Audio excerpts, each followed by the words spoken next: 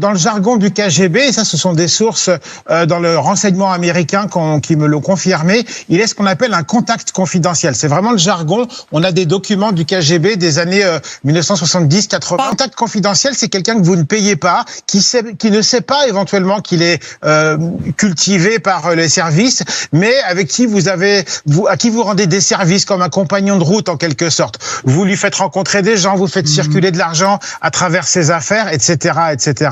Et si c'est comme ça, c'est aussi que Trump, bien sûr, il est cultivé, il y a beaucoup d'argent mafieux, par exemple de la mafia rouge, la mafia soviétique qui va circuler dans ses affaires, surtout lorsqu'il sera sur le point de faire faillite. Et on se doute que Trump ne regarde pas d'où vient l'argent, c'est pas son problème.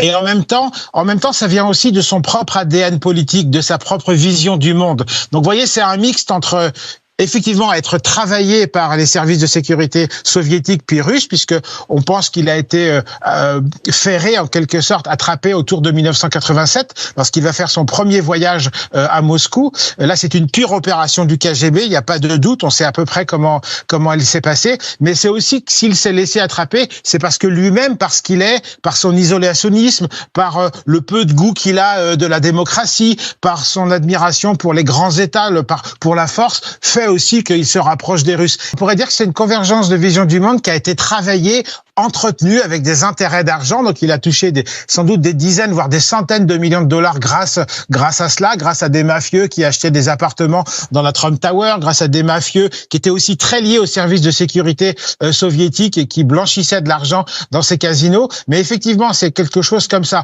Et d'ailleurs, Poutine, qui connaît son Trump sur le bout des doigts, comme par hasard, le travaille. Et c'est ce que révèle monsieur le général McMaster, qui était pendant le premier mandat au Conseil de sécurité. Et il révèle, par exemple, que Poutine une fois a dit à Trump, mais tu sais, aux États-Unis, vous avez la doctrine Monroe, donc cette doctrine des sphères d'influence, et tu admires beaucoup Theodore Roosevelt, qui était un peu le porteur dans cette vision impérialiste des États-Unis. Eh bien, toi, tu as ta zone d'influence avec la doctrine Monroe pour les États-Unis. Eh bien, moi, je veux la mienne pour l'ancien espace soviétique. Et là, on a, je crois, une très belle information sur ce qu'a dans la tête Trump et comment M. Poutine continue de cultiver ce contact confidentiel.